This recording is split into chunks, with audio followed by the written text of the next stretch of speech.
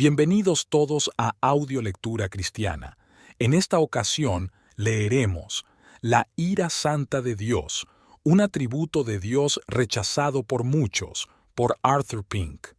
Pink nos enseña cómo este atributo divino no es una mancha en Dios, no es un tema en el cual como creyentes debamos avergonzarnos hablar, ni debería ser negado, como lo es hoy en la cristiandad moderna. La ira de Dios es perfecta, justa y santa contra todo pecado y por lo tanto contra cada pecador.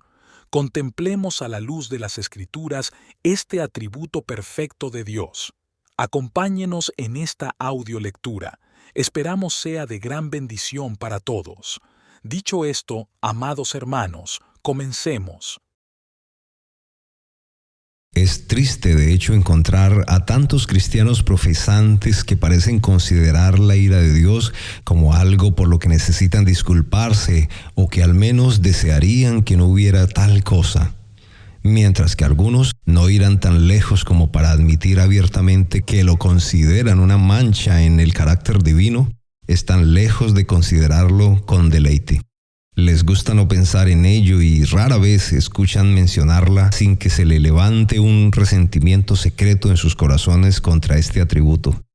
E incluso, entre aquellos que son más sobrios en su juicio, no son pocos los que parecen imaginar que existe una severidad acerca de la ira divina que la hace demasiado aterradora para constituir un tema de contemplación provechosa.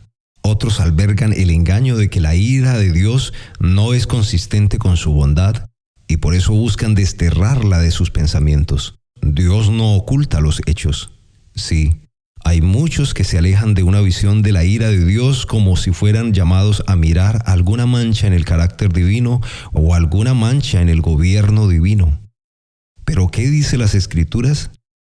Cuando nos enfocamos en ellas, encontramos que Dios no ha hecho ningún intento por ocultar los hechos relacionados con su ira.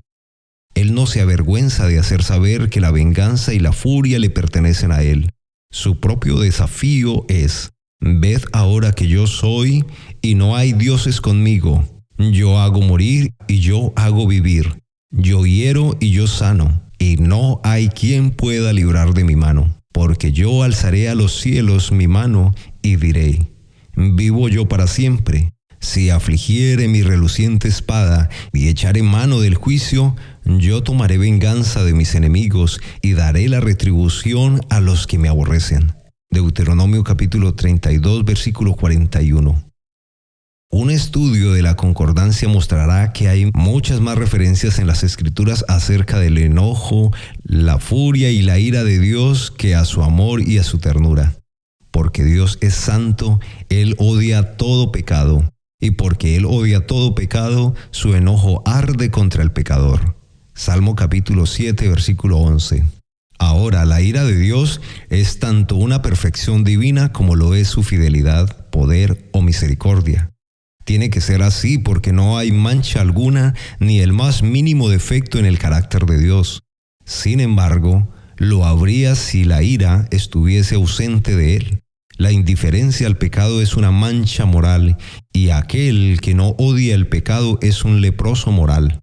¿Cómo podría Él, que es la suma de toda excelencia, mirar con igual satisfacción la virtud y el vicio, la sabiduría y la locura? ¿Cómo podría Él, que es infinitamente santo, ignorar el pecado y negarse a manifestar su severidad hacia Él? Romanos capítulo 11, versículo 22. ¿Cómo podría Él, que se deleita solo en lo que es puro y hermoso, no detestar y odiar lo que es impuro y vil? La naturaleza misma de Dios hace que el infierno sea una necesidad real como requisito imperativo y eterno, como lo es el cielo. No solo no hay imperfección en Dios, sino que no hay imperfección en Él que sea menos perfecta que otra. La ira de Dios es su aborrecimiento eterno de toda injusticia. Es el desagrado y la indignación de la equidad divina contra el mal. Es la santidad de Dios puesta en acción contra el pecado. Es la causa que mueve esa sentencia justa que Él dicta contra los malhechores. Dios está enojado contra el pecado porque es una rebelión contra su autoridad, un mal cometido contra su soberanía inviolable. A los que se rebelan contra el gobierno de Dios, se les hará saber que Dios es el Señor. Se les hará sentir cuán grande es esa majestad que desprecian y cuán terrible es esa amenaza de ira que tampoco consideraban. No es que la ira de Dios sea una represalia maligna y maliciosa que inflige daño sin razón o a cambio de la ofensa recibida. No, aunque Dios vindicará su dominio como gobernador del universo, no será vengativo. Esa ira divina es una de las perfecciones de Dios. No solo es evidente por las consideraciones presentadas anteriormente, sino que también está claramente establecida por las declaraciones expresas de su propia palabra. Porque la ira de Dios se revela desde el cielo. Romanos capítulo 1, versículo 18. Roel Haldane comenta sobre este versículo de la siguiente manera: la ira fue revelada cuando se pronunció por primera vez la sentencia de muerte. A la tierra maldijo y el hombre fue expulsado del paraíso terrenal, y luego, con ejemplos y castigos como los del diluvio y la destrucción de las ciudades de la llanura por el fuego del cielo, pero especialmente por el reinado de la muerte en todo el mundo.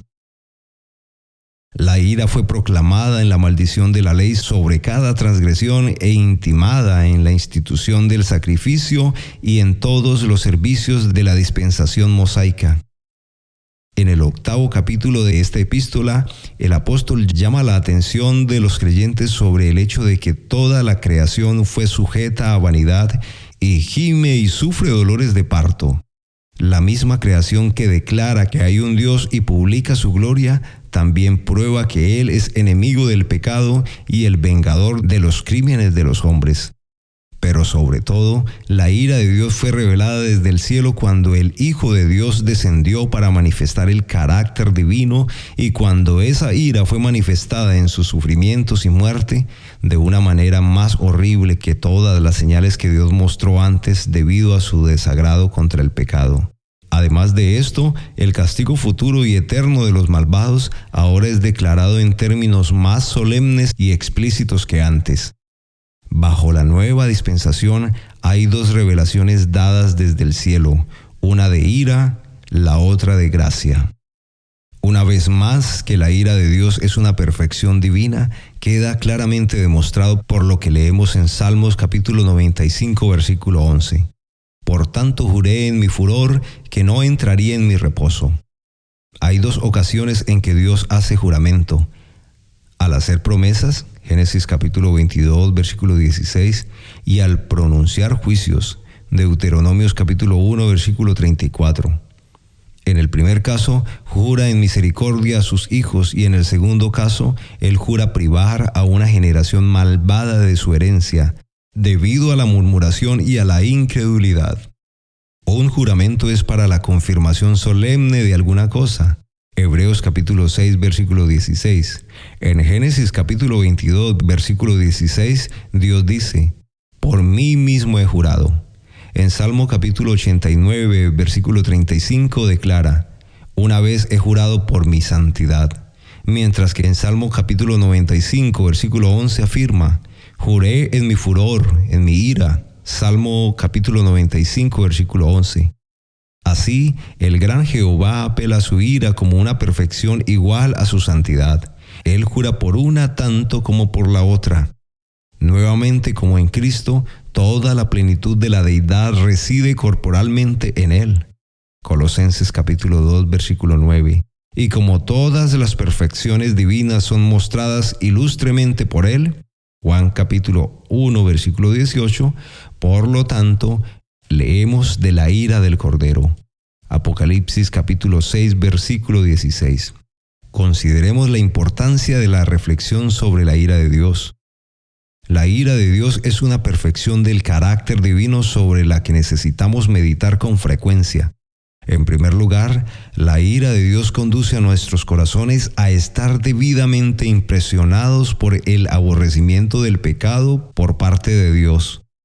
Siempre somos propensos a considerar el pecado a la ligera, a pasar por alto cuán detestable es y a poner excusas con respecto a él.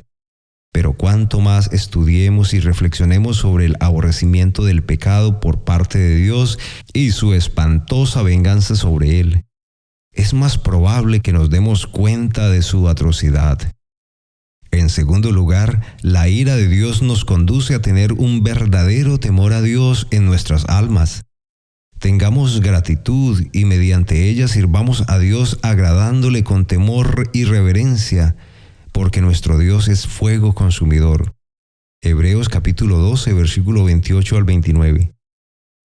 No podemos servirle aceptablemente a menos que exista una reverencia debida a su terrible majestad y temor piadoso a su justa ira.